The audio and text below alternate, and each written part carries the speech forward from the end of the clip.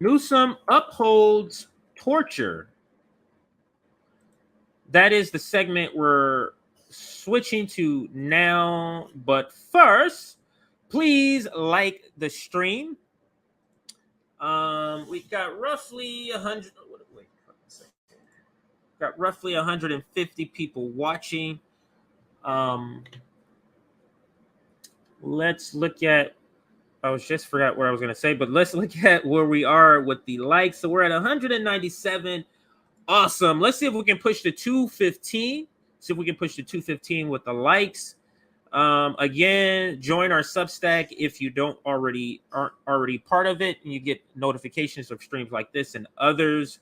Also, videos that we upload. And also, if you want to be part of the Activist Summit, you're an activist, something like what this past segment I just covered, this last segment I just covered with the Detroit People's Food Co-op. We're going to be reaching out to them, but email us. The subject line, put Activist Summit. All right, let's go to this story. Newsom upholds torture. And this is from The Sun. So the full title is Governor Newsom upholds torture in California prisons with veto of Mandela Act. And let's read a little bit of the article here. It's not a long article, actually, but we'll read some of it. So on Thursday, Governor Newsom vetoed legislation to impose strict limits on the use of solitary confinement in California prisons. Assembly Bill 2632 introduced, let me make this bigger. I keep forgetting to make this bigger for those seeing impaired. I want to make sure you're able to see it all. And let's blow this up, make this bigger, and I'll be in the background here. So now, if I can get through all these pop-ups here. All right, so now we're a little bigger, and now let's. Good Lord, jeez, can't keep popping up shit. All right, here we go. Capitalism. The bill called for limiting the use of what it calls segregated confinement, banning it for people under the age of 25 or older than 60, as well as for people with serious mental disorders. A decade ago, in my earliest days as a journalist, I covered California's extensive use of the practice. At the time, there were over 500 people in Pelican Bay State Prison who had been in solitary confinement for at least 10 years. Nearly 80 prisoners had been in solitary confinement for 20 years or more. I wrote about the California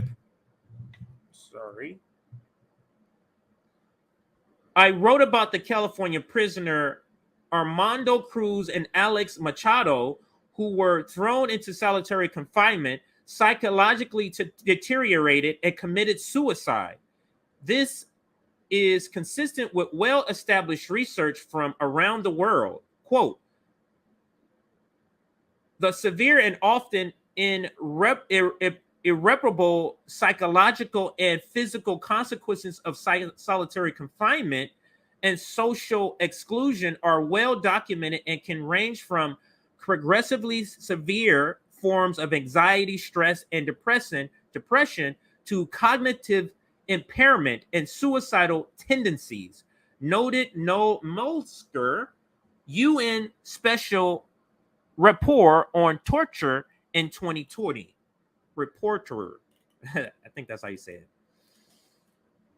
Starting in 2011, prisoner hunger strikes against the state's use of solitary confinement broke out across the California prison system. This culminated in a legal settlement in 2015 between prisoners represented by the Center for Constitutional Rights and the California Department of Corrections and Rehabilitation to curtail the use of solitary.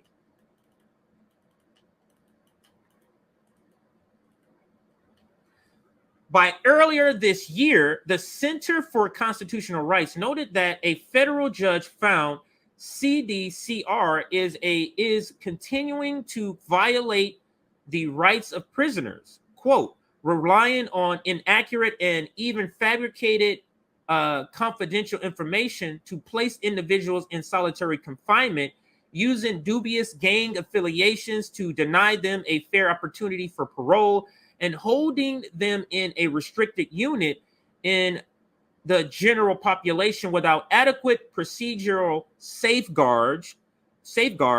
This is the system Governor Newsom has chosen to uphold. Just terrible. That's the guy who wants to be president, who thinks he can be president, Governor Newsom. So let's continue over here.